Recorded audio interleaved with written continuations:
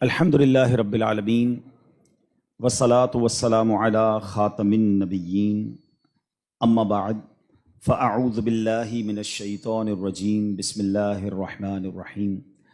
پڑھیے الصلاة والسلام علیک یا رسول اللہ وعلی آلک واصحابک یا حبیب اللہ۔ الصلاة والسلام علیک یا نبی اللہ وعلی آلک واصحابک یا نور اللہ۔ درود پاک پڑھنے کے بے شمار فضائل و برکات ہیں۔ کاروباری حضرات بعض اوقات اس طرح کے وظائف پوچھتے ہیں کہ کوئی ایسا وظیفہ بتائیں جس میں کاروبار میں برکت بھی ہو، ناگہانی آفتوں مصیبتوں سے ہم محفوظ ہو جائیں، ہماری کوئی پروٹیکشن ہو جائے۔ تو میں ایک حدیث پاک آپ کو سنانا چاہتا ہوں۔ میرے آقا علیہ الصلوۃ والسلام فرماتے ہیں، جس کا مضمون ہے کہ جو شخص مصیبتوں اور پریشانیوں میں ہو اسے چاہیے کہ مجھ پر کثرت سے درود پڑھے کہ درود مصیبتوں اور پریشانیوں کو لے جاتا ہے۔ یعنی اگر کسی بھی تکلیف میں ہیں، اگر آپ چاہتے ہیں کہ وہ تکلیف، چاہے وہ بیماری ہے، چاہے وہ بزنس کی پرابلم ہے، واٹ ایور کلیمٹی اور پرابلم یو ہیو، درود پاک وہ وظیفہ ہے جو مشکلوں کو آسان کرنے والا وظیفہ ہے۔ اچھا، پھر اگر بینیفیشل کی بات کریں، ہم کاروباری لوگ ہیں، ہم ملٹیپلیکیشن آف بزنس کو غور کر رہے ہوتے ہیں کہ یار کدھر سرمایہ لگائیں یا کدھر سے آسانی کے ساتھ جو ہے وہ منافع کمایا جا سکے، تو نبی پاک علیہ الصلوۃ والسلام کی حدیث کا خلاصہ ہے کہ میرے آقا فرماتے ہیں جو ایک بار درود پاک پڑھتا ہے اللہ اس پر اپنی 10 رحمتیں نازل فرماتا ہے، جو 10 بار درود پاک پڑھے اس پر 100 رحمتیں نازل فرماتا ہے، اور فرمایا جو 100 بار درود پاک پڑھے اللہ کریم اس کی دونوں آنکھوں کے درمیان یہ لکھ دیتا ہے، یعنی لکھ دیا جاتا ہے کہ یہ بندہ نفاق اور جہنم کی آگ سے آزاد ہے، اور اسے قیامت کے دن شہیدوں کے ساتھ رکھا جائے گا۔ اب مجھے بتائیں، ہر درود پر ملٹیپلائی بائی 10 رحمتیں۔ اب میں اگر گھر سے نکلتا ہوں، فیکٹری پہ جا رہا ہوں، آفس پہ جا رہا ہوں، اور درود پاک پڑھ کے جا رہا ہوں اور پڑھتا ہوا جا رہا ہوں، تو پروٹیکشن کتنی خوبصورت ہے کہ مجھ پر ہر وقت رحمتیں برس رہی ہیں۔ اور اگر کم از کم 100 بار دن میں درود پاک پڑھ لے تو یہ انعام کیا کم ہے کہ جہنم کی آگ سے بچ جائیں اور قیامت کے دن شہیدوں کے ساتھ حشر ہو جائے۔ تو اللہ مجھے بھی آپ کو بھی فضول کاموں سے بچ کر کثرت سے درود پاک پڑھنے کی توفیق عطا فرمائے۔ آئیے محبت سے درود پاک پڑھ لیں۔ صلو علی الحبیب صلی اللہ تعالی علی محمد صلی اللہ علیہ وسلم۔ بخاری شریف کی حدیث سے میں آج اپنے اس ٹاپک کا آغاز کروں گا۔ جو ٹاپک میں نے چوز کیا ہے، جیسے آپ یہ واقعہ سن لیں گے تو پھر انشاءاللہ مزید ایلوبریٹ کرنا آسان ہو جائے گا۔ اور یہ واقعہ ہے حضرت معرور بن سوید رحمۃ اللہ تعالی علیہ۔ کہتے ہیں ایک مرتبہ مجھے صحابی رسول حضرت ابو ذر غفاری رحمۃ اللہ تعالی علیہ رضی اللہ تعالیٰ عنہ کی زیارت ہوئی، اور میں نے دیکھا کہ آپ کے ساتھ آپ کا ایک غلام ہے، مگر دونوں نے بڑا یونیک لباس پہنا ہے۔ یعنی لباس یہ تھا کہ 2 چادریں پہنتے تھے اس زمانے میں لوگ، جیسے ہم احرام پہنتے، نارملی یہ نارمل لباس بھی ہوتا تھا لوگوں کا۔ تو دیکھا کہ ایک نیچے کی چادر حضرت ابو ذر غفاری نے بڑی قیمتی پہنی ہے، اور جو اوپر چادر پہنی ہے وہ بڑے نارمل سے کپڑے کی پہنی ہے۔ مگر آپ کے ساتھ جو آپ کا غلام تھا ایگزیکٹلی اس نے بھی ایسا ہی لباس پہنا کہ ایک چادر بڑی قیمتی، ایک چادر بڑی نارمل۔ تو وہ کہتے ہیں، میں نے کہا حضرت یہ آپ کیسا دونوں لباس پہن کے گھوم رہے ہیں؟ آپ آقا ہیں، آپ دونوں چادریں قیمتی پہن لیتے، غلام دونوں نارمل سی چادریں پہن لیتا۔ غلام اور آقا میں فرق بھی ہو جاتا اور پراپرلی ڈریسڈ اپ بھی ہو جاتے آپ۔ پیسے تو آپ نہیں لگائے نا، مطلب خریدا تو آپ نے۔ تو یہ کیسا طریقہ ہے کہ ایک چادر نارمل اور ایک چادر قیمتی؟ تو حضرت ابو ذر غفاری رضی اللہ تعالیٰ نے جو جواب دیا، that is actually my topic of today's speech۔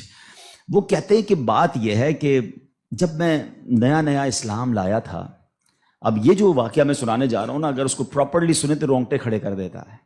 وہ کہتے ہیں کہ میرے ساتھ معاملہ جو تھا وہ ایک غلام سے میری بحث ہو گئی، جو غلامی سے تو آزاد ہو گئے تھے، مگر وہ ایکچولی ہی belongs to the Ghulam family, کیونکہ وہ آزاد ہوئے تھے، حبشی تھے، افریقن تھے، اور وہ کوئی اور نہیں، وہ حضرت بلال حبشی تھے۔ وہ کہتے کہ میری کسی بات پہ بحث ہو گئی، میں بھی نیا نیا مسلمان ہوا تھا، ظاہر ہے صحابہ کرام بھی ایک پوری تربیت کے دور سے گزرے ہیں نا۔ تو کہتے بحث ہوئی تو میری زبان سے نکل گیا کہ اے کالی ماں کے بیٹے، میں نے حضرت بلال کو یہ کہہ دیا، حضرت بلال حبشی بہت دل برداشتہ ہوئے، نبی پاک علیہ الصلوۃ والسلام کی بارگاہ میں چلے گئے، کہتے یا رسول اللہ ابو ذر غفاری نے مجھے ایسا کہا ہے۔ اب نبی پاک علیہ الصلوۃ والسلام اس میں بہت زیادہ، جس کو کہتے ہیں نا کہ پیارے آقا کے چہرے کا رنگ متغیر ہوا، آپ نے فیل کیا اور آپ نے فرمایا یا ابا ذر انک امرؤ فیک جاہلیہ، اے ابو ذر تمہارے اندر اب بھی جاہلیت والا اثر باقی ہے۔ اب آگے نبی پاک نے جو فرمایا ذرا غور سے سنیے گا، یہ ہم سب کے لیے بڑے سنہرے الفاظ ہیں۔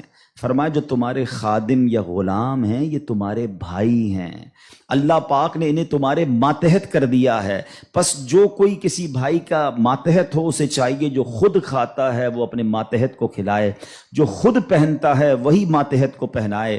اب وہ اس کے بعد ہوا کیا؟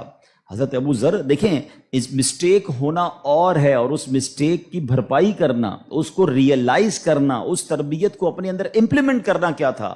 حضرت ابو ذر غفاری نے یہ سنا تو حضرت بلال کے پاس جاتے ہیں، کہتے ہیں اے بلال مجھے معاف کر دو، اے بلال مجھ سے غلطی ہو گئی۔ نہیں جناب، اس پر صبر نہیں آیا آپ کو، آپ نے اپنے رخسار جو ہے اپنا گال زمین پہ رکھا، کہا بلال اس وقت تک مجھے چین نہیں آئے گا جب تم اپنا پیر میرے دوسرے گال پہ نہ رکھو۔ اللہ اکبر۔ حضرت بلال کہتے ہیں حضور میں نے معاف کر دیا، میں یہ کیسے کر سکتا ہوں، آپ اتنی بڑی ہستی ہیں کہ میں اپنا پیر آپ کے گال پر کیسے رکھوں۔ حضرت ابو ذر کو چین نہ آیا اور آپ نے حضرت بلال کے پیر کو اٹھا کر اپنے گال پر رکھا، یعنی معافی بھی مانگی تو تاریخ کی کیسی معافی مانگی۔ اور اس کے بعد کہتے ہیں بس اس کے بعد میں نے سوچ لیا کہ اپنے ہر غلام کے ساتھ، اپنے ہر ماتحت کے ساتھ میں نے یکساں سلوک کرنا ہے، جیسا میں نے لباس پہنا ہے ویسا میں نے اسے لباس پہنایا ہے۔ اب try to understand the difference between those times, اس وقت اور آج کے وقت میں فرق ذرا سمجھیے گا۔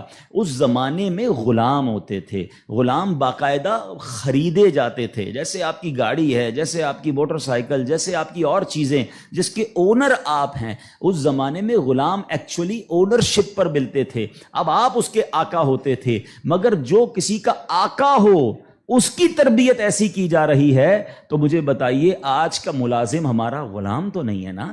آج تو ہم نے اس سے ایک وقت کا اجارہ کیا ہے کہ جناب آپ 8 گھنٹے کے لیے میرے پاس آئیں گے اور پرٹیکولرلی یہ کام کریں گے، جو کام دیا میں اس سے وہ کام لے سکتا ہوں، نہ میرا وہ زر خرید غلام ہے، شام کو جا کر وہ کچھ بھی کرے اس کا میرا کوئی کانٹریکٹ ہی نہیں ہے۔ مگر اس کے باوجود جو آج ملازمین کے ساتھ سلوک کیا جاتا ہے، غلام کے ساتھ اچھا سلوک کرنے کا اسلام درس دیتا ہے، تو ملازمین کے ساتھ تو اس سے بڑھ کر اچھا سلوک کرنا ہوگا نا، کیونکہ وہ تو غلام بھی نہیں ہے۔ مگر آج غریب ملازمین کے ساتھ جس طرح بعض لوگ بیہیو کرتے ہیں، میں ایسا نہیں کہتا کہ سارے لوگ کرتے ہیں، ماشاءاللہ کچھ ہم نے دیکھا، چاہے وہ فیکٹری اونرز ہوں یا مالکان ہوں کاروبار کے، وہ بچوں جیسا سلوک کرتے ہیں، اور کرنا بھی یہی چاہیے۔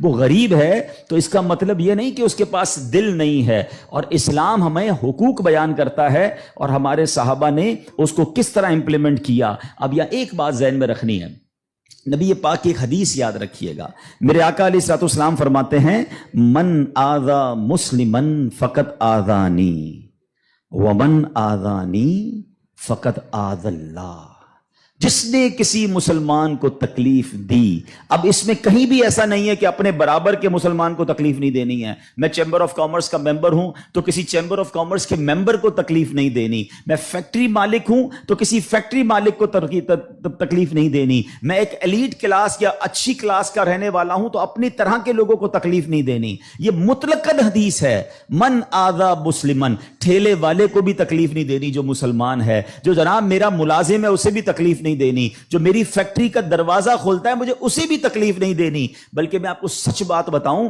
یہ وہ لوگ ہوتے ہیں کہ جن کے ساتھ اچھا سلوک کر کے ہم اپنے رب کو بہت راضی کر سکتے ہیں۔ اب ایک اور واقعہ سنیے، اور سبحان اللہ یہ واقعہ بھی حضرت بلال حبشی ہی سے ریلیٹ کرتا ہے۔ اب آپ ایک اور بات سمجھیے، حضرت بلال حبشی کا بیک گراؤنڈ کیا تھا؟ حبشہ جو ہے وہ ایتھوپیا کو کہتے ہیں، آج کل وہ ملک ایتھوپیا ہے، ٹھیک ہے نا؟ اٹ مینز وہ افریقن تھے، عرب کے اندر ایک افریقن غلام کے طور پر وہ آئے تھے، اور آپ نے بہت ڈیفیکلٹ لائف اسلام کے لیے گزاری۔ جو آپ کا آقا تھا نا امیہ، میں نے وہی کہا کہ باٹ کر لیتے تھے، خرید لیتے تھے، وہ بہت سخت اسلام دشمن تھا۔ اب امیہ کو جب پتا چلا کہ حضرت بلال مسلمان ہو گئے، اب اس نے حضرت بلال پر مظالم کے پہاڑ توڑ دیے. ابھی حیدرآباد میں ہم لوگ موجود ہیں, گرمی کا سیزن ہے, ہم شاید 10 منٹ بھی باہر گرمی میں کھڑے نہ رہ سکیں اس وقت, لیکن مکے کی گرمی, جن کو جو گئے مکے مدینے میں, حضرت بلال کو تپتی ریت پر وہ لٹاتا تھا. اجر عطا فرمائے حضرت ابو بکر صدیق رضی اللہ تعالیٰ عنہ کو. دیکھیں حضرت ابو بکر صدیق بھی بزنس مین تھے, یہ میرا ٹاپک نہیں ہے, ورنہ ایک بہت خوبصورت یہ بھی ٹاپک ہے کہ ہمارے صحابہ جو بزنس مین تھے انہوں نے کہاں کہاں پیسے خرچ کیے. میں اور آپ بھی کرتے ہیں, but what a right investment they did on that time. Hazrat Usman غنی کی انویسٹمنٹ دیکھیں, آج بھی حضرت عثمان غنی کا وقف مدینے میں جاری ہے, آپ کے علم میں ہوگا. بہرحال حضرت ابو بکر صدیق گئے اور امیہ سے کہا کہ بلال مجھے بیچ دو. اب امیہ جو تھا نا وہ بڑا شیطان تو تھا ہی, اسلام دشمن تھا. حضرت بلال سے اس کا بغض کی وجہ بھی یہی تھی. تو اس نے مثال کے طور پہ, اس وقت مارکیٹ ریٹ تھا 500 درہم, میں مثال کے طور پر اس نے کہا میں 1000 درہم لوں گا. آپ نے کہا ٹھیک ہے. حضرت ابوبکر کہتے ہیں کہ نہیں اب 2000 لوں گا. سودا ڈن ہونے کے بعد کہتا ہے اب 2000 لوں گا. آپ نے کہا اوکے. کہا 3000 لوں گا. آپ نے کہا اوکے. وہ قیمت بڑھاتا گیا, حضرت ابوبکر صدیق اوکے کرتے گئے. اب ایک پرٹیکولر بڑی بگ اماؤنٹ پر حضرت بلال کی ڈیل ہو گئی. امیہ کہتا ہے اے ابو بکر, میں نے تو تمہارے بزنس کے بڑے چرچے سنے تھے, مجھے تو یہ پتا تھا کہ تم جو ہے بڑے جانچ کر بڑی طریقے سے سودا خریدتے ہو, اتنا مہنگا یہ حبشی غلام خرید لیا. حضرت ابو بکر کے تاریخی الفاظ سنے, وہ کہتے ہیں امیہ تمہیں کیا معلوم بلال کی قیمت کیا ہے, تم اس سے زیادہ مانگتے میں اس سے زیادہ تمہیں دیتا. اللہ اکبر. رقم دی حضرت بلال کو لے کر نبی پاک کے پاس. اب ذرا سنیے گا, جب نبی پاک نے حضرت بلال کو دیکھا نا, کہا حضرت ابو بکر کہتے ہیں یا رسول اللہ بلال حاضر ہے, بلال کو آزاد کروا کے لایا ہوں. نبی پاک فرماتے ہیں اے ابو بکر, بلال کو خریدنے میں جتنے پیسے خرچ کیے تھوڑے پیسے میرے بھی اس میں شامل کر لو. اتنا پیار. اور حضرت بلال کے اس بیوٹیفل ڈیل میں حضرت ابو بکر نے کہا حضور میرا سب کچھ آپ ہی کا تو ہے, اگر میں نے کچھ خرچ کیا تو حضور یہ سب آپ کا ہے. اب حضرت بلال کا یہ بیک گراؤنڈ تھا, یاد رکھیے گا. اب مکے میں بڑے بڑے سردار بھی مسلمان ہوئے. آپ سب کو یاد ہونا چاہیے اسلامی تاریخ کا ایک ٹرننگ پوائنٹ تھا, اور وہ ٹرننگ پوائنٹ تھا فتح مکہ. ٹھیک ہے نا, فتح مکہ سے پہلے 10,000 لوگ مسلمان ہوئے. میں تھوڑا سا 1-2 منٹ میں تھوڑا سمرائز کر دوں تاکہ آپ میرے ساتھ اور انوالو بھی ہو جائیں, اور یہ تاریخ پتہ ہونی چاہیے. فتح مکہ ہوتی ہے 10 ہجری میں.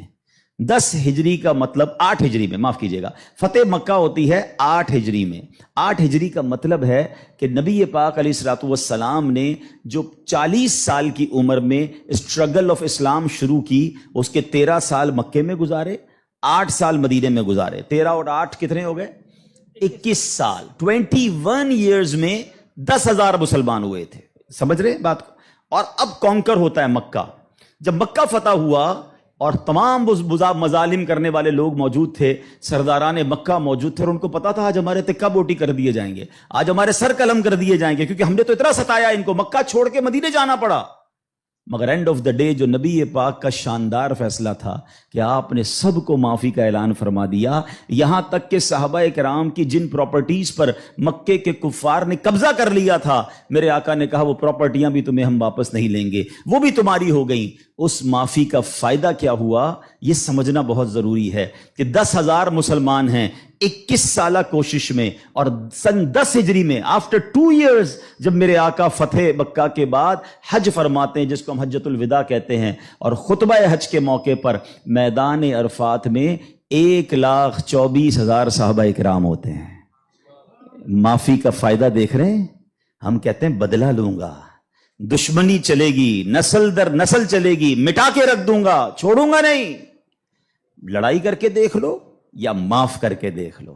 ایک معافی نے اسلام کو کہاں پہنچایا, 10,021 سالوں میں, اور معافی کے بعد ودن 2 ایئرز 1,24,000 صحابہ کہاں موجود ہیں, عرفات کے میدان میں موجود ہیں. اینڈ فرام دیٹ ڈے, ایک اور بات, ہسٹری پڑھیے اسلام کی, فتح مکہ کے بعد اسلام نے جو ٹیک آف کیا ہے, آج تک اسلام پیچھے نہیں گیا. 200 کروڑ مسلمان ہیں آج دنیا میں.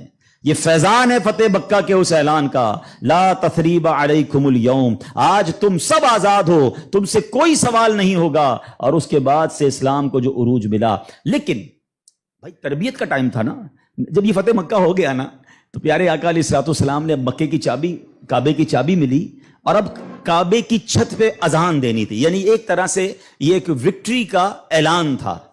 تو نبی پاک نے کس کو کہا, حضرت بلال کو کہا کہ ایک بلال جاؤ اور کعبے کی چھت پہ اذان دو۔ اب جو سرداران مکہ تھے نا، وہ کہتے ہیں یار ہم اتنے بڑے بڑے سردار، اتنی بڑی فیملی سے تعلق رکھنے والے ہیں، اتنا پیسہ ہمارے پاس، اتنے بڑے قبیلے کے سربراہ، اور آج اتنے عظیم موقع پر جو فتح مکہ کے بعد اذان دینے کا موقع، وہ بھی کعبے کی چھت پر، وہ کس کو دیا جا رہا ہے؟ ایک حبشی غلام کو۔ اللہ اکبر! یہ خبر نبی پاک تک پہنچ گئی کہ کچھ لوگ بے چین ہیں، کچھ لوگوں کو یہ برا لگ رہا ہے کہ بلال کو یہ موقع کیوں ملا، ہم بڑے خاندان والے، ہم پیسے والے۔ پیارے آقا علیہ الصلوۃ والسلام نے ان کو بلایا۔ پہلے تو نبی پاک نے سوال کیا کہ کیا آپ لوگ ایسی باتیں کر رہے تھے؟ کہ جی حضور کر رہے تھے۔ اب نبی پاک نے کیا فرمایا؟ نبی پاک کی گفتگو سے پہلے قرآن کی آیت نازل ہوتی ہے اور رہتی دنیا کے لیے ایک اصول بیان ہو گیا۔ اب یہ اصول مجھے اور آپ کو یاد رکھنا ہے۔ اللہ کریم قرآن میں ارشاد فرماتا ہے انا اکرمکم عند اللہ اتقاکم، فرمایا بے شک اللہ کے یہاں تم میں زیادہ عزت والا وہ ہے جو تم میں زیادہ پرہیزگار ہے۔ یہ وہ فارمولہ ہے جو مجھے یاد رکھنا ہے۔ پیسے والا زیادہ عزت والا نہیں ہے، جناب میں فلاں چیمبر کا صدر تو وزیر نائب صدر تو فلاں علاقے کا ہیڈ تو جناب قومی اسمبلی کا ممبر تو منسٹر یا جناب مل اونر، نہیں، فلاں خاندان میرے سر نیم میں یہ نیم لگتا ہے جس کی وجہ سے میرا بہت بڑا خاندان ہے۔ قرآن نے فیصلہ کر دیا ہے ان اکرمکم عند اللہ اتقاکم، اللہ کے نزدیک عزت والا وہ ہے جو زیادہ پرہیزگار ہے۔ وہ میرا ملازم بھی ہو سکتا ہے، وہ میرا خان سما بھی ہو سکتا ہے، وہ میرا غریب رشتہ دار بھی ہو سکتا ہے، وہ باہر ٹھیلا لگانے والا بھی ہو سکتا ہے، اگر وہ اللہ کی بارگاہ میں پرہیزگار ہے وہ سب سے زیادہ، ہم سب سے زیادہ عزت والا ہے۔ اور یہی اسلام کا حسن ہے۔ اچھا مزے کی بات یہ ہے، ایک طرف تو یہ حسن ہم پریکٹیکلی بھی پریکٹس کرتے ہیں۔ مثال کے طور پہ بعض اوقات آفس میں نماز کا ٹائم ہو گیا اور ہمارے کسی ملازم میں کوئی باشرہ ہے یا حافظ صاحب ہے یا اچھا تلاوت کرنے والا ہے، ہم اس کو کہتے ہیں حضرت آپ نماز پڑھا دیں۔ بالکل اچھی بات، یہ تو اعلان ہے نا کہ بھائی آپ سیٹ ہیں، آپ پیچھے ہیں، اور امامت کون کر رہا ہے؟ ایک نارمل سا انسان ہے، لیکن وہ عبادت گزار ہے، اس کو قرآن آتا ہے، مگر صرف نماز کی حد تک۔ امام صاحب نے نماز پڑھا دی، پھر جا کر اس سے وہی انداز اختیار کرنا ہے جو عام ملازمین سے کرنا ہے، نہیں، یہ فارمولہ ہمیں اسلام سکھا رہا ہے۔ تو یہاں میرا جو آج ٹاپک ہے کہ سیٹ اور ملازم میں فرق، یہ ہمیں نہیں کرنا ہے۔ ٹھیک ہے، کاروبار ہے، آپ اس سے کام لیں، آپ اس سے اجرت پر کام لے رہے ہیں، مگر آپ نے اسے خریدا نہیں ہے، اور اگر خرید بھی لیا ہے تو اس کے اوپر زیادتی کی اجازت نہیں ہے۔ مگر آج چونکہ غریب لوگ ہیں، بیچاروں کو جاب ملتی نہیں، تو جو منہ میں آیا کہہ دیتے ہیں، جس طرح ڈانٹنا ہے ڈانٹ دیتے ہیں، اور بعض اوقات تو گالیاں نکالتے ہیں۔ مجھے یاد ہے ایک صاحب مجھے ملے اور مجھے جو ہے وہ میں نے پوچھا، ایسے تھوڑا سا کلوز تھے کہ یار آپ کی سیلری کتنی ہے؟ اب یہ تھوڑی چند سالوں پرانی بات ہے۔ He's not that much professional، normal سا انسان تھا، منشی ٹائپ کے جیسے ہوتے نا۔ تو کہتے 80,000 تنخواہ ہے۔ میں نے کہا ماشاءاللہ تنخواہ تو اچھی ہے۔ تو کہتے ہیں 40,000 کام کے ہیں، 40,000 گالیوں کے ہیں۔ تو میں حیران ہو گیا، کہتا صبح سے شام گالیاں سنتا ہوں بھی بھائی، کیا کروں، غریب آدمی ہوں، پیسے اچھے ملتے ہیں اس لیے چھوڑ نہیں سکتا۔ اب میں نے سوچا کہ وہ جو مالک ہے، وہ جو سیٹ ہے، وہ قیامت کے دن کیا جواب دے گا؟ کیا پیسے دے کر گالی دینے کی تمہیں اجازت مل گئی ہے؟ کیا ذلیل کرنے کی اجازت مل گئی؟ ایسا نہ کریں پلیز۔ ہمارا اسلام ہمیں بہت خوبصورت مساوات کا درس دیتا ہے، اور غریب لوگ تو زیادہ ڈیزرو کرتے ہیں انہیں پیار کرنے کا۔ نبی پاک علیہ الصلوۃ والسلام کو، اب میرے آقا کا انداز دیکھیے گا، صحابہ بھی تو غریب تھے نا۔ اب صحابہ میں ایک بہت بڑی تعداد تھی جو اصحاب صفہ کے تھے۔ اصحاب صفہ آپ گئے ہوں گے مدینہ شریف، اللہ بار بار ہم سب کو حاضری عطا فرمائے۔ وہاں ایک بینچ، ایک چبوترا بنا ہوا ہے۔ یہ جو اصحاب صفہ تھے نا، یاد رکھیے گا، یہ اپروکسیمیٹلی 70 کے قریب ہوتے تھے، ان کی تعداد پلس مائنس ہوتی تھی۔ ان میں بہت بڑا نام حضرت ابو ہریرہ رضی اللہ تعالیٰ عنہ کا بھی ہے۔ یہ صحابہ اتنے غریب تھے کہ ان کے پاس گھر نہیں ہوتا تھا، ان کے پاس پہننے کے لیے پورے کپڑے بھی نہیں ہوتے تھے، ایک لباس، ایک چادر پہن کے بعض اوقات بیٹھے ہوتے، مگر شوق کیا تھا کہ علم دین سیکھنا ہے، نبی پاک علیہ الصلوۃ والسلام سے تربیت لینی ہے۔ تو کھانا بھی پیارے آقا انہیں بھجوا دیتے، اور نبی پاک ان کے ساتھ رہتے تھے۔ اب ذرا یاد رکھیے گا، صحابہ کرام کچھ تھے جو مزدوری کا کام کرتے تھے۔ ہمارے ساتھ بھی کبھی کبھی ہوتا ہے کہ یار کوئی محنت مزدوری والا آئے تو اس کے کپڑوں سے اسمیل آتی ہے، کپڑے پرانے ہوتے ہیں، بدبو آ رہی ہوتی ہے، ہم اس سے دور ہو جاتے ہیں۔ اب کیا ہوا کہ نبی پاک علیہ الصلوۃ والسلام کے پاس کچھ ایسے لوگ آ کر بیٹھنا شروع ہوئے جب پیارے آقا اللہ کا ذکر کر رہے ہوتے تھے کہ بال بکھرے ہوتے تھے، پہننے کے لیے کپڑا ہوتا تھا اور ان کی اسمیل بھی آتی تھی، کپڑوں سے مہک بھی آتی تھی. تو نبی پاک علیہ السلام نے فرمایا الحمدللہ الذی جعل فی امتی من امری ان اصبر نفسی معہم، سب تعریف اللہ پاک کے لیے ہیں جس نے میری امت میں ایسے لوگ پیدا فرمائے جن کے ساتھ اپنی جان مانوس رکھنے کا مجھے حکم دیا گیا ہے. اور یہ حکم اللہ نے قرآن مجید فرقان حمید میں دیا، وَاصْبِرْ نَفْسَكَ مَعَ الَّذِينَ يَدْعُونَ رَبَّهُمْ بِالْغَدَاةِ وَالْعَشِيِّ يُرِيدُونَ وَجْهَهُ، اور اپنی جان کو ان لوگوں کے ساتھ مانوس رکھ جو صبح و شام اپنے رب کو پکارتے ہیں، اس کی رضا چاہتے ہیں، غریب ہیں مگر نیک ہیں، اللہ کی رضا چاہتے ہیں، ذکر الہی کرتے ہیں. آقا فرماتے نبی پاک ان مزدوروں کے ساتھ بیٹھ جایا کرتے تھے. اور آج بعض اوقات ہم اپنے ساتھ ایسے لوگوں کو بٹھانا پسند نہیں کرتے، بہت معذرت کے ساتھ. یہ تکبر کی نشانی ہے. تکبر کہتے ہی تو اسی کو ہے نا کہ اپنے سے کسی کو ذلیل سمجھنا. اور try to understand the severity of proud. یہ جو تکبر ہے نا، یہ اتنا خطرناک گناہ ہے کہ سب سے پہلے تو یہ سمجھیے کہ کائنات میں سب سے پہلا گناہ کیا ہوا تھا؟ تکبر ہوا تھا اور حسد ہوا تھا. یہ اتنے پرانے گناہ شیطان نے کیا تھا. شیطان کوئی پہلے سے ہی اللہ کا نافرمان نہیں تھا. 40,000 سال اس نے عبادت کی، جنت کا خزانچی تھا، فرشتوں کا استاد تھا، معلم الملکوت تھا. once in a lifetime he did proud. ایک بار تکبر کیا، حضرت آدم کو سجدہ کرنے سے انکار کیا نا. جملہ کیا تھا اس کا؟ قرآن میں موجود ہے نا، انا خیر من، اے اللہ میں اس سے بہتر ہوں. خلقتنی من نار وخلقتہ من طین، تو نے مجھے آگ سے بنایا اور اس کو مٹی سے بنایا، میں تو اس سے بہتر ہوں. Actually this is the definition of تکبر. یہی تعریف ہے. الحمدللہ رب العالمین والصلاة والسلام علی خاتم النبیین، اما بعد فاعوذ باللہ من الشیطان الرجیم، بسم اللہ الرحمن الرحیم. پڑھیے الصلاة والسلام علیک یا رسول اللہ وعلی آلک واصحابک یا حبیب اللہ. الصلاة والسلام علیک یا نبی اللہ وعلی آلک واصحابک یا نور اللہ. درود پاک پڑھنے کے بے شمار فضائل و برکات ہیں. کاروباری حضرات بعض اوقات اس طرح کے وظائف پوچھتے ہیں کہ کوئی ایسا وظیفہ بتائیں جس میں کاروبار میں برکت بھی ہو، ناگہانی آفتوں مصیبتوں سے ہم محفوظ ہو جائیں، ہماری کوئی پروٹیکشن ہو جائے. تو میں ایک حدیث پاک آپ کو سنانا چاہتا ہوں. میرے آقا علیہ الصلوۃ والسلام فرماتے ہیں، جس کا مضمون ہے کہ جو شخص مصیبتوں اور پریشانیوں میں ہو اسے چاہیے کہ مجھ پر کثرت سے درود پڑھے کہ درود مصیبتوں اور پریشانیوں کو لے جاتا ہے. یعنی اگر کسی بھی تکلیف میں ہیں، اگر آپ چاہتے ہیں کہ وہ تکلیف، چاہے وہ بیماری ہے، چاہے وہ بزنس کی پرابلم ہے، واٹ ایور کلیمٹی اور پرابلم یو ہیو، درود پاک وہ وظیفہ ہے جو مشکلوں کو آسان کرنے والا وظیفہ ہے. اچھا، پھر اگر بینیفیشل کی بات کریں، ہم کاروباری لوگ ہیں، ہم ملٹیپلیکیشن آف بزنس کو غور کر رہے ہوتے ہیں کہ یار کدھر سرمایہ لگائیں یا کدھر سے آسانی کے ساتھ جو ہے وہ منافع کمایا جا سکے. تو نبی پاک علیہ الصلوۃ والسلام کی حدیث کا خلاصہ ہے کہ میرے آقا فرماتے ہیں جو ایک بار درود پاک پڑھتا ہے اللہ اس پر اپنی 10 رحمتیں نازل فرماتا ہے. جو 10 بار درود پاک پڑھے اس پر 100 رحمتیں نازل فرماتا ہے. اور فرمایا جو 100 بار درود پاک پڑھے اللہ کریم اس کی دونوں آنکھوں کے درمیان یہ لکھ دیتا ہے، یعنی لکھ دیا جاتا ہے کہ یہ بندہ نفاق اور جہنم کی آگ سے آزاد ہے اور اسے قیامت کے دن شہیدوں کے ساتھ رکھا جائے گا.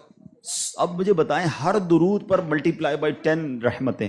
اب میں اگر گھر سے نکلتا ہوں، فیکٹری پہ جا رہا ہوں، آفس پہ جا رہا ہوں اور درود پاک پڑھ کے جا رہا ہوں اور پڑھتا ہوا جا رہا ہوں، تو پروٹیکشن کتنی خوبصورت ہے کہ مجھ پر ہر وقت رحمتیں برس رہی ہیں. اور اگر کم از کم 100 بار دن میں درود پاک پڑھ لے تو یہ انعام کیا کم ہے کہ جہنم کی آگ سے بچ جائیں اور قیامت کے دن شہیدوں کے ساتھ حشر ہو جائے. تو اللہ مجھے بھی آپ کو بھی فضول کاموں سے بچ کر کثرت سے درود پاک پڑھنے کی توفیق عطا فرمائے. آئیے محبت سے درود پاک پڑھ لیں. صلو علی الحبیب صلی اللہ تعالی علی محمد صلی اللہ علیہ وسلم. بخاری شریف کی حدیث سے میں آج اپنے اس ٹاپک کا آغاز کروں گا. جو ٹاپک میں نے چوز کیا ہے، جیسے آپ یہ واقعہ سن لیں گے تو پھر انشاءاللہ مزید ایلوبریٹ کرنا آسان ہو جائے گا. اور یہ واقعہ ہے حضرت معرور بن سوید رحمۃ اللہ تعالی علیہ. کہتے ہیں ایک مرتبہ مجھے صحابی رسول حضرت ابو ذر غفاری رحمۃ اللہ تعالی علیہ رضی اللہ تعالیٰ عنہ کی زیارت ہوئی، اور میں نے دیکھا کہ آپ کے ساتھ آپ کا ایک غلام ہے، مگر دونوں نے بڑا یونیک لباس پہنا ہے. یعنی لباس یہ تھا کہ دو چادریں پہنتے تھے اس زمانے میں لوگ، جیسے ہم احرام پہنتے، نارملی یہ نارمل لباس بھی ہوتا تھا لوگوں کا. تو دیکھا کہ ایک نیچے کی چادر حضرت ابو ذر غفاری نے بڑی قیمتی پہنی ہے، اور جو اوپر چادر پہنی ہے وہ بڑے نارمل سے کپڑے کی پہنی ہے. مگر آپ کے ساتھ جو آپ کا غلام تھا ایگزیکٹلی اس نے بھی ایسا ہی لباس پہنا کہ ایک چادر بڑی قیمتی، ایک چادر بڑی نارمل. تو وہ کہتے ہیں میں نے کہا حضرت یہ آپ کیسا دونوں لباس پہن کے گھوم رہے ہیں؟ آپ آقا ہیں، آپ دونوں چادریں قیمتی پہن لیتے، غلام دونوں نارمل سی چادریں پہن لیتا. غلام اور آقا میں فرق بھی ہو جاتا اور پراپرلی ڈریسڈ اپ بھی ہو جاتے. آپ پیسے تو آپ نہیں لگائے نا، مطلب خریدا تو آپ نے. تو یہ کیسا طریقہ ہے کہ ایک چادر نارمل اور ایک چادر قیمتی؟ تو حضرت ابو ذر غفاری رضی اللہ تعالیٰ نے جو جواب دیا، that is actually my topic of today's speech. وہ کہتے ہیں کہ بات یہ ہے کہ جب میں نیا نیا اسلام لایا تھا، اب یہ جو واقعہ میں سنانے جا رہا ہوں نا، اگر اس کو پراپرلی سنے تو رونگٹے کھڑے کر دیتا ہے. وہ کہتے ہیں کہ میرے ساتھ معاملہ جو تھا وہ ایک غلام سے میری بحث ہو گئی، جو غلامی سے تو آزاد ہو گئے تھے، مگر وہ ایکچولی ہی belongs to the Ghulam family, کیونکہ وہ آزاد ہوئے تھے، حبشی تھے، افریقن تھے، اور وہ کوئی اور نہیں، وہ حضرت بلال حبشی تھے. وہ کہتے کہ میری کسی بات پہ بحث ہو گئی، میں بھی نیا نیا مسلمان ہوا تھا، ظاہر ہے صحابہ کرام بھی ایک پوری تربیت کے دور سے گزرے ہیں نا. تو کہتے بحث ہوئی تو میری زبان سے نکل گیا کہ اے کالی ماں کے بیٹے، میں نے حضرت بلال کو یہ کہہ دیا. حضرت بلال حبشی بہت دل برداشتہ ہوئے، نبی پاک علیہ الصلوۃ والسلام کی بارگاہ میں چلے گئے. کہتے یا رسول اللہ، ابو ذر غفاری نے مجھے ایسا کہا ہے. اب نبی پاک علیہ الصلوۃ والسلام اس میں بہت زیادہ، جس کو کہتے ہیں نا کہ پیارے آقا کے چہرے کا رنگ متغیر ہوا، آپ نے فیل کیا اور آپ نے فرمایا یا ابا ذر انک امرؤ فیک جاہلیہ، اے ابو ذر تمہارے اندر اب بھی جاہلیت والا اثر باقی ہے. اب آگے نبی پاک نے جو فرمایا ذرا غور سے سنیے گا، یہ ہم سب کے لیے بڑے سنہرے الفاظ ہیں. فرمایا جو تمہارے خادم یا غلام ہیں یہ تمہارے بھائی ہیں، اللہ پاک نے انہیں تمہارے ماتحت کر دیا ہے.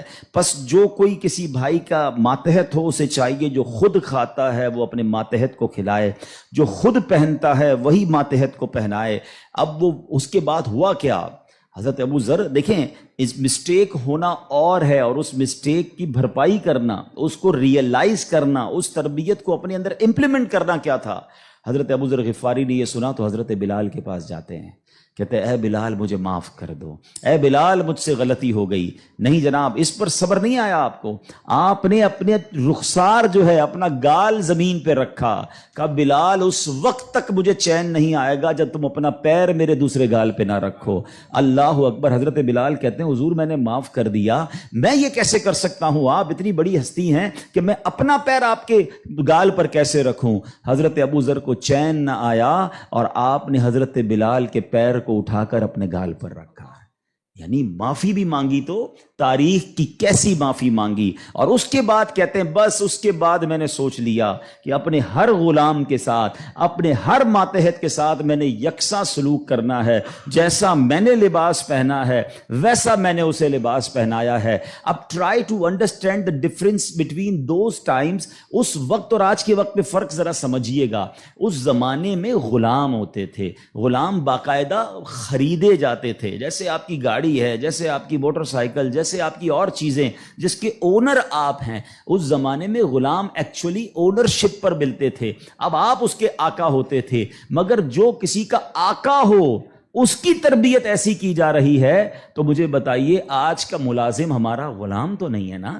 آج تو ہم نے اس سے ایک وقت کا اجارہ کیا ہے کہ جناب آپ 8 گھنٹے کے لیے میرے پاس آئیں گے اور پرٹیکولرلی یہ کام کریں گے، جو کام دیا میں اس سے وہ کام لے سکتا ہوں. نہ میرا وہ زر خرید غلام ہے، شام کو جا کر وہ کچھ بھی کرے اس کا میرا کوئی کانٹریکٹ ہی نہیں ہے. مگر اس کے باوجود جو آج ملازمین کے ساتھ سلوک کیا جاتا ہے، غلام کے ساتھ اچھا سلوک کرنے کا اسلام درس دیتا ہے تو ملازمین کے ساتھ تو اس سے بڑھ کر اچھا سلوک کرنا ہوگا نا، کیونکہ وہ تو غلام بھی نہیں ہے۔ مگر آج غریب ملازمین کے ساتھ جس طرح بعض لوگ بیہیو کرتے ہیں، میں ایسا نہیں کہتا کہ سارے لوگ کرتے ہیں، ماشاءاللہ کچھ ہم نے دیکھا، چاہے وہ فیکٹری اونرز ہوں یا مالکان ہوں کاروبار کے، وہ بچوں جیسا سلوک کرتے ہیں، اور کرنا بھی یہی چاہیے ہے۔ وہ غریب ہے تو اس کا مطلب یہ نہیں کہ اس کے پاس دل نہیں ہے، اور اسلام ہمیں حقوق بیان کرتا ہے اور ہمارے صحابہ نے اس کو کس طرح امپلیمنٹ کیا۔ اب یہاں ایک بات ذہن میں رکھنی ہے، نبی پاک کی ایک حدیث یاد رکھیے گا،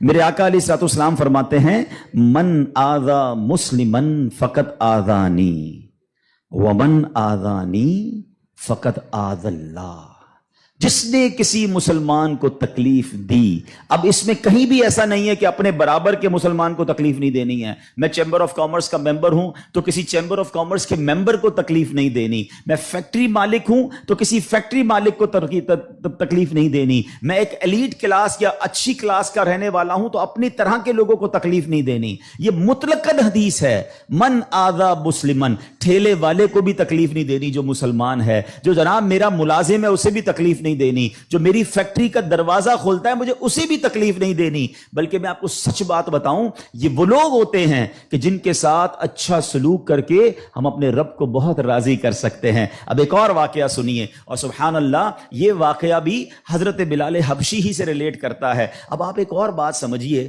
حضرت بلال حبشی کا بیک گراؤنڈ کیا تھا؟ حبشہ جو ہے وہ ایتھوپیا کو کہتے ہیں، آج کل وہ ملک ایتھوپیا ہے، ٹھیک ہے نا۔ اٹ مینز وہ افریقن تھے، عرب کے اندر ایک افریقن غلام کے طور پر وہ آئے تھے، اور آپ نے بہت ڈیفیکلٹ لائف اسلام کے لیے گزاری۔ جو آپ کا آقا تھا نا امیہ، میں نے وہی کہا کہ باٹ کر لیتے تھے، خرید لیتے تھے، وہ بہت سخت اسلام دشمن تھا۔ اب امیہ کو جب پتا چلا کہ حضرت بلال مسلمان ہو گئے، اب اس نے حضرت بلال پر مظالم کے پہاڑ توڑ دیے۔ ابھی حیدرآباد میں ہم لوگ موجود ہیں، گرمی کا سیزن ہے، ہم شاید 10 منٹ بھی باہر گرمی میں کھڑے نہ رہ سکیں اس وقت، لیکن مکے کی گرمی، جن کو جو گئے مکے مدینے میں، حضرت بلال کو تپتی ریت پر وہ لٹاتا تھا۔ اجر عطا فرمائے حضرت ابوبکر صدیق رضی اللہ تعالیٰ عنہ کو۔ دیکھیں حضرت ابوبکر صدیق بھی بزنس مین تھے، یہ میرا ٹاپک نہیں ہے، ورنہ ایک بہت خوبصورت یہ بھی ٹاپک ہے کہ ہمارے صحابہ جو بزنس مین تھے انہوں نے کہاں کہاں پیسے خرچ کیے۔ میں اور آپ بھی کرتے ہیں، but what a right investment they did on that time. Hazrat Usman غنی کی انویسٹمنٹ دیکھیں، آج بھی حضرت عثمان غنی کا وقف مدینے میں جاری ہے، آپ کے علم میں ہوگا۔ بہرحال حضرت ابوبکر صدیق گئے اور امیہ سے کہا کہ بلال مجھے بیچ دو۔ اب امیہ جو تھا نا وہ بڑا شیطان تو تھا ہی، اسلام دشمن تھا، حضرت بلال سے اس کا بغض کی وجہ بھی یہی تھی۔ تو اس نے مثال کے طور پہ، اس وقت مارکیٹ ریٹ تھا 500 درہم، میں مثال کے طور پر، اس نے کہا میں 1000 درہم لوں گا۔ آپ نے کہا ٹھیک ہے۔ حضرت ابوبکر کہتے ہیں کہ نہیں اب 2000 لوں گا۔ سودا ڈن ہونے کے بعد کہتا ہے اب 2000 لوں گا۔ آپ نے کہا اوکے، کہا 3000 لوں گا۔ آپ نے کہا اوکے۔ وہ قیمت بڑھاتا گیا، حضرت ابوبکر صدیق اوکے کرتے گئے۔ اب ایک پرٹیکولر بڑی بگ اماؤنٹ پر حضرت بلال کی ڈیل ہو گئی۔ امیہ کہتا ہے اے ابوبکر، میں نے تو تمہاری بزنس کے بڑے چرچے سنے تھے، مجھے تو یہ پتا تھا کہ تم جو ہے بڑے جانچ کر بڑی طریقے سے سودا خریدتے ہو، اتنا مہنگا یہ حبشی غلام خرید لیا۔ حضرت ابوبکر کے تاریخی الفاظ سنے، وہ کہتے ہیں امیہ تمہیں کیا معلوم بلال کی قیمت کیا ہے، تم اس سے زیادہ مانگتے میں اس سے زیادہ تمہیں دیتا۔ اللہ اکبر۔ رقم دی حضرت بلال کو لے کر نبی پاک کے پاس۔ اب ذرا سنیے گا، جب نبی پاک نے حضرت بلال کو دیکھا نا، کہا حضرت ابوبکر کہتے ہیں یا رسول اللہ بلال حاضر ہے، بلال کو آزاد کروا کے لایا ہوں۔ نبی پاک فرماتے ہیں اے ابوبکر، بلال کو خریدنے میں جتنے پیسے خرچ کیے تھوڑے پیسے میرے بھی اس میں شامل کر لو۔ اتنا پیار۔ اور حضرت بلال کے اس بیوٹیفل ڈیل میں حضرت ابوبکر نے کہا حضور میرا سب کچھ آپ ہی کا تو ہے، اگر میں نے کچھ خرچ کیا تو حضور یہ سب آپ کا ہے۔ اب حضرت بلال کا یہ بیک گراؤنڈ تھا، یاد رکھیے گا۔ اب مکے میں بڑے بڑے سردار بھی مسلمان ہوئے۔ آپ سب کو یاد ہونا چاہیے اسلامی تاریخ کا ایک ٹرننگ پوائنٹ تھا، اور وہ ٹرننگ پوائنٹ تھا فتح مکہ، ٹھیک ہے نا۔ فتح مکہ سے پہلے 10,000 لوگ مسلمان ہوئے۔ میں تھوڑا سا 1-2 منٹ میں تھوڑا سمرائز کر دوں تاکہ آپ میرے ساتھ اور انوالو بھی ہو جائیں، اور یہ تاریخ پتہ ہونی چاہیے۔ فتح مکہ ہوتی ہے 10 ہجری میں۔ 10 ہجری کا مطلب 8 ہجری میں، معاف کیجیے گا، فتح مکہ ہوتی ہے 8 ہجری میں۔ 8 ہجری کا مطلب ہے کہ نبی پاک علیہ الصلوۃ والسلام نے جو 40 سال کی عمر میں اسٹرگل آف اسلام شروع کی، اس کے 13 سال مکے میں گزارے، 8 سال مدینے میں گزارے۔ 13 اور 8 کتنے ہو گئے؟ 21 سال 21 ایئرز میں 10,000 مسلمان ہوئے تھے. سمجھ رہے بات کو؟ اور اب کانکر ہوتا ہے مکہ. جب مکہ فتح ہوا اور تمام مظالم کرنے والے لوگ موجود تھے، سرداران مکہ موجود تھے، اور ان کو پتا تھا آج ہمارے تکہ بوٹی کر دیے جائیں گے، آج ہمارے سر قلم کر دیے جائیں گے، کیونکہ ہم نے تو اتنا ستایا ان کو، مکہ چھوڑ کے مدینے جانا پڑا. مگر اینڈ آف دا ڈے جو نبی پاک کا شاندار فیصلہ تھا کہ آپ نے سب کو معافی کا اعلان فرما دیا، یہاں تک کہ صحابہ کرام کی جن پراپرٹیز پر مکے کے کفار نے قبضہ کر لیا تھا، میرے آقا نے کہا وہ پراپرٹیاں بھی تمہیں ہم واپس نہیں لیں گے، وہ بھی تمہاری ہو گئیں. اس معافی کا فائدہ کیا ہوا یہ سمجھنا بہت ضروری ہے کہ 10,000 مسلمان ہیں 21 سالہ کوشش میں، اور سن 10 ہجری میں آفٹر 2 ایئرز جب میرے آقا فتح مکہ کے بعد حج فرماتے ہیں، جس کو ہم حجۃ الوداع کہتے ہیں، اور خطبہ حج کے موقع پر میدان عرفات میں 1,24,000 صحابہ کرام ہوتے ہیں. معافی کا فائدہ دیکھ رہے ہیں؟ ہم کہتے ہیں بدلہ لوں گا، دشمنی چلے گی، نسل در نسل چلے گی، مٹا کے رکھ دوں گا، چھوڑوں گا نہیں. لڑائی کر کے دیکھ لو یا معاف کر کے دیکھ لو. ایک معافی نے اسلام کو کہاں پہنچایا؟ 10,021 سالوں میں. اور معافی کے بعد ودن 2 ایئرز 1,24,000 صحابہ کہاں موجود ہیں؟ عرفات کے میدان میں موجود ہیں. اینڈ فرام دیٹ ڈے، ایک اور بات، ہسٹری پڑھیے اسلام کی، فتح مکہ کے بعد اسلام نے جو ٹیک آف کیا ہے، آج تک اسلام پیچھے نہیں گیا. 200 کروڑ مسلمان ہیں آج دنیا میں. یہ فیضان ہے فتح مکہ کے اس اعلان کا، لا تثریب علیکم اليوم، آج تم سب آزاد ہو، تم سے کوئی سوال نہیں ہوگا. اور اس کے بعد سے اسلام کو جو عروج ملا. لیکن بھائی تربیت کا ٹائم تھا نا. جب یہ فتح مکہ ہو گیا نا تو پیارے آقا علیہ الصلوۃ والسلام نے اب مکے کی چابی، کعبے کی چابی ملی، اور اب کعبے کی چھت پہ اذان دینی تھی. یعنی ایک طرح سے یہ ایک وکٹری کا اعلان تھا. تو نبی پاک نے کس کو کہا؟ حضرت بلال کو کہا کہ ایک بلال جاؤ اور کعبے کی چھت پہ اذان دو. اب جو سرداران مکہ تھے نا، وہ کہتے ہیں یار ہم اتنے بڑے بڑے سردار، اتنی بڑی فیملی سے تعلق رکھنے والے ہیں، اتنا پیسہ ہمارے پاس، اتنے بڑے قبیلے کے سربراہ، اور آج اتنے عظیم موقع پر جو فتح مکہ کے بعد اذان دینے کا موقع، وہ بھی کعبے کی چھت پر، وہ کس کو دیا جا رہا ہے؟ ایک حبشی غلام کو. اللہ اکبر. یہ خبر نبی پاک تک پہنچ گئی کہ کچھ لوگ بے چین ہیں، کچھ لوگوں کو یہ برا لگ رہا ہے کہ بلال کو یہ موقع کیوں ملا، ہم بڑے خاندان والے، ہم پیسے والے. پیارے آقا علیہ الصلوۃ والسلام نے ان کو بلایا. پہلے تو نبی پاک نے سوال کیا کہ کیا آپ لوگ ایسی باتیں کر رہے تھے؟ کہ جی حضور کر رہے تھے. اب نبی پاک نے کیا فرمایا؟ نبی پاک کی گفتگو سے پہلے قرآن کی آیت نازل ہوتی ہے، اور رہتی دنیا کے لیے ایک اصول بیان ہو گیا. اب یہ اصول مجھے اور آپ کو یاد رکھنا ہے. اللہ کریم قرآن میں ارشاد فرماتا انا اکرمکم عند اللہ اتقاکم. فرمایا بے شک اللہ کے یہاں تم میں زیادہ عزت والا وہ ہے جو تم میں زیادہ پرہیزگار ہے. یہ وہ فارمولہ ہے جو مجھے یاد رکھنا ہے. پیسے والا زیادہ عزت والا نہیں ہے. جناب میں فلاں چیمبر کا صدر تو وزیر نائب صدر تو فلاں علاقے کا ہیڈ تو جناب قومی اسمبلی کا ممبر تو منسٹر یا جناب مل اونر نہیں. فلاں خاندان میرے سر نیم میں یہ نیم لگتا ہے جس کی وجہ سے میرا بہت بڑا خاندان ہے.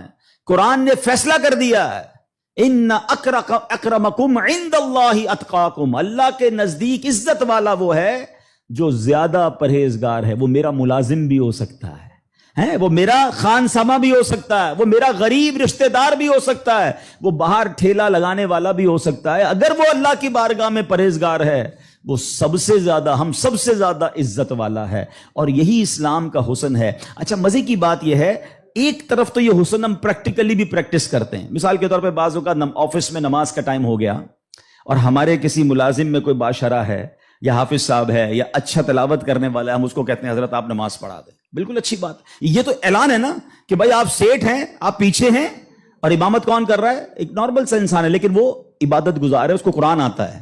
مگر صرف نماز کی حد تک. امام صاحب نے نماز پڑھا دی، پھر جا کر اس سے وہی انداز اختیار کرنا ہے جو عام ملازمین سے کرنا ہے؟ نہیں. یہ فارمولہ ہمیں اسلام سکھا رہا ہے.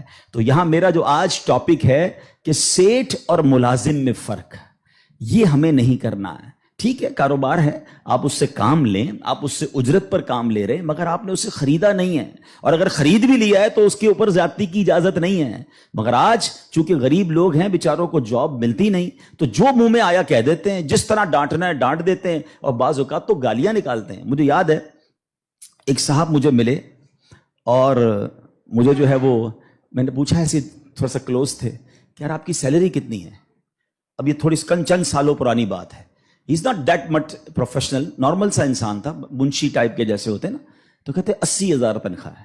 میں نے کہا ماشاءاللہ تنخواہ تو اچھی ہے، تو کہتے ہیں 40,000 کام کے ہیں، 40,000 گالیوں کے ہیں۔ تو میں حیران ہو گیا، کہتا صبح سے شام گالیاں سنتا ہوں بھی بھائی، کیا کروں، غریب آدمی ہوں، پیسے اچھے ملتے ہیں اس لیے چھوڑ نہیں سکتا۔ اب میں نے سوچا کہ وہ جو مالک ہے، وہ جو سیٹ ہے، وہ قیامت کے دن کیا جواب دے گا؟ کیا پیسے دے کر گالی دینے کی تمہیں اجازت مل گئی ہے؟ کیا ذلیل کرنے کی اجازت مل گئی؟ ایسا نہ کریں پلیز۔ ہمارا اسلام ہمیں بہت خوبصورت مساوات کا درس دیتا ہے، اور غریب لوگ تو زیادہ ڈیزرو کرتے ہیں انہیں پیار کرنے کا۔ نبی پاک علیہ الصلوۃ والسلام کو، اب میرے آقا کا انداز دیکھیے گا، صحابہ بھی تو غریب تھے نا۔ اب صحابہ میں ایک بہت بڑی تعداد تھی جو اصحاب صفہ کے تھے۔ اصحاب صفہ آپ گئے ہوں گے مدینہ شریف، اللہ بار بار ہم سب کو حاضری عطا فرمائے۔ وہاں ایک بینچ، ایک چبوترا بنا ہوا ہے۔ یہ جو اصحاب صفہ تھے نا، یاد رکھیے گا، یہ اپروکسیمیٹلی 70 کے قریب ہوتے تھے، ان کی تعداد پلس مائنس ہوتی تھی۔ ان میں بہت بڑا نام حضرت ابو ہریرہ رضی اللہ تعالیٰ عنہ کا بھی ہے۔ یہ صحابہ اتنے غریب تھے کہ ان کے پاس گھر نہیں ہوتا تھا، ان کے پاس پہننے کے لیے پورے کپڑے بھی نہیں ہوتے تھے، ایک لباس، ایک چادر پہن کے بعض اوقات بیٹھے ہوتے، مگر شوق کیا تھا کہ علم دین سیکھنا ہے، نبی پاک علیہ الصلوۃ والسلام سے تربیت لینی ہے۔ تو کھانا بھی پیارے آقا انہیں بھجوا دیتے، اور نبی پاک ان کے ساتھ رہتے تھے۔ اب ذرا یاد رکھیے گا، صحابہ کرام کچھ تھے جو مزدوری کا کام کرتے تھے۔ ہمارے ساتھ بھی کبھی کبھی ہوتا ہے کہ یار کوئی محنت مزدوری والا آئے تو اس کے کپڑوں سے اسمیل آتی ہے، کپڑے پرانے ہوتے ہیں، بدبو آ رہی ہوتی ہے، ہم اس سے دور ہو جاتے ہیں۔ اب کیا ہوا کہ نبی پاک علیہ الصلوۃ والسلام کے پاس کچھ ایسے لوگ آ کر بیٹھنا شروع ہوئے، جب پیارے آقا اللہ کا ذکر کر رہے ہوتے تھے، کہ بال بکھرے ہوتے تھے، پہننے کے لیے کپڑا ہوتا تھا، اور ان کی اسمیل بھی آتی تھی، کپڑوں سے مہک بھی آتی تھی۔ تو نبی پاک علیہ الصلوۃ والسلام نے فرمایا، الحمدللہ الذی جعل فی امتی من امری ان اصبر نفسی معہم، سب تعریف اللہ پاک کے لیے ہیں جس نے میری امت میں ایسے لوگ پیدا فرمائے جن کے ساتھ اپنی جان مانوس رکھنے کا مجھے حکم دیا گیا ہے۔ اور یہ حکم اللہ نے قرآن مجید فرقان حمید میں دیا، وَاصْبِرْ نَفْسَكَ مَعَ الَّذِينَ يَدْعُونَ رَبَّهُمْ بِالْغَدَاةِ وَالْعَشِيِّ يُرِيدُونَ وَجْهَهُ، اور اپنی جان کو ان لوگوں کے ساتھ مانوس رکھ جو صبح و شام اپنے رب کو پکارتے ہیں، اس کی رضا چاہتے ہیں، غریب ہیں مگر نیک ہیں، اللہ کی رضا چاہتے ہیں، ذکر الہی کرتے ہیں۔ آقا فرماتے نبی پاک ان مزدوروں کے ساتھ بیٹھ جایا کرتے تھے۔ اور آج بعض اوقات ہم اپنے ساتھ ایسے لوگوں کو بٹھانا پسند نہیں کرتے، بہت معذرت کے ساتھ۔ یہ تکبر کی نشانی ہے۔ تکبر کہتے ہی تو اسی کو ہے نا، کہ اپنے سے کسی کو ذلیل سمجھنا، اور try to understand the severity of proud. یہ جو تکبر ہے نا، یہ اتنا خطرناک گناہ ہے کہ سب سے پہلے تو یہ سمجھیے کہ کائنات میں سب سے پہلا گناہ کیا ہوا تھا؟ تکبر ہوا تھا اور حسد ہوا تھا۔ یہ اتنے پرانے گناہ شیطان نے کیا تھا۔ شیطان کوئی پہلے سے ہی اللہ کا نافرمان نہیں تھا، 40,000 سال اس نے عبادت کی، جنت کا خزانچی تھا، فرشتوں کا استاد تھا، معلم الملکوت تھا۔ once in a lifetime he did proud، ایک بار تکبر کیا، حضرت آدم کو سجدہ کرنے سے انکار کیا نا۔ جملہ کیا تھا اس کا؟ قرآن میں موجود ہے نا، انا خیر من، اے اللہ میں اس سے بہتر ہوں، خلقتنی من نار وخلقتہ من طین، تو نے مجھے آگ سے بنایا اور اس کو مٹی سے بنایا، میں تو اس سے بہتر ہوں۔ Actually this is the definition of تکبر، یہی تعریف